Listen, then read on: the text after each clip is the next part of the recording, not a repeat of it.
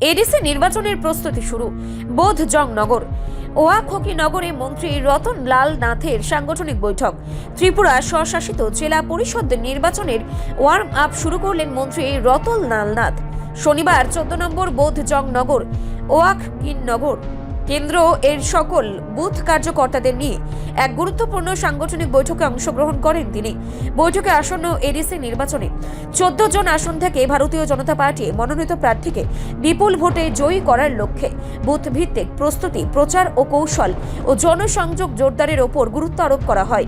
উপস্থিত কার্যকর্তারা ঐক্যবদ্ধভাবে নির্বাচনী লড়াইয়ে ঝাঁপিয়ে পড়ার দৃঢ় অঙ্গীকার গ্রহণ করেন। বক্তব্য রাখতে গিয়ে মন্ত্রী রতন লাল নাথ বলেন, আগামী নির্বাচনে ত্রিপুরা স্বশাসিত জেলা পরিষদে বিজেপি সরকার প্রতিষ্ঠিত হবে। এই বিশ্বাস ও আত্মবিশ্বাস নিয়েই সরকার এই দল এগিয়ে চলেছে। তিনি উন্নয়ন, স্বচ্ছতা ও জনকল্যাণের প্রতিশ্রুতি তুলে ধরেন। আমরা ওয়াকিনগর বোধজংনগরে যারা বিজেপির কার্যকর্তা রয়েছে, ওয়াকিনগর বোধজংনগর যেমন সিমনা বিধানসভা কেন্দ্রের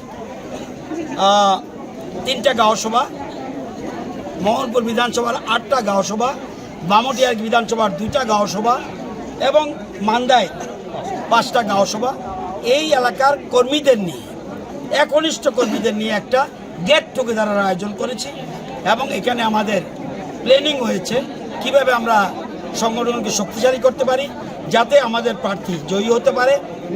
এখন আমরা সেভাবে তৈরি হচ্ছি।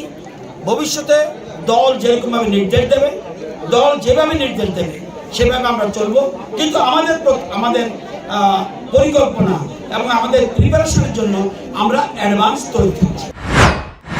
এদিনের বৈঠকে বিজেপি সদর গ্রামীণ জেলার সভাপতি, সিমনা, মোহনপুর ও বামুটিয়া মণ্ডলের মণ্ডল সভাপতিগণদের সহ দলের অন্যান্য নেতৃত্ববৃন্দ উপস্থিত ছিলেন। রিপোর্ট সংবাদ প্রতীক্ষা।